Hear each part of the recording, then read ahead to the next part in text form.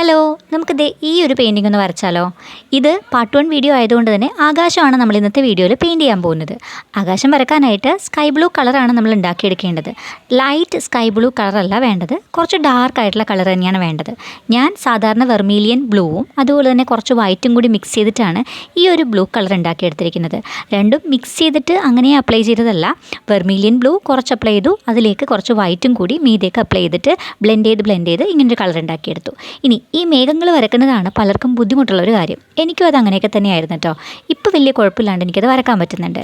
കുറച്ച് തിക്കായിട്ടുള്ള എന്നാൽ നല്ല വെളുത്ത് പഞ്ഞി പോലുള്ള മേഘങ്ങൾ വരക്കാനായിട്ട് നമ്മൾ ആദ്യം പെയിൻറ്റ് ഉണങ്ങുന്നതിന് മുന്നേ ബാക്ക്ഗ്രൗണ്ട് പെയിൻറ്റ്, അതായത് ബ്ലൂ കളറിലുള്ള പെയിൻറ്റ് ഉണങ്ങുന്നതിന് മുന്നേ തന്നെ വൈറ്റ് ചെറുതായിട്ടൊന്ന് ബ്ലെൻഡ് ചെയ്ത്, ഇപ്പം ഞാൻ ചെയ്യുന്നില്ലേ അതേപോലെ ഒരു റൗണ്ടായിട്ട് ഒരു സർക്കിൾ മോഷനിൽ ഇങ്ങനെ ബ്രഷ് ഇങ്ങനെ മൂവ് ചെയ്തുകൊണ്ട് മേഘങ്ങളുടെ ആ ഒരു ഷേപ്പ് വരച്ചെടുക്കുക.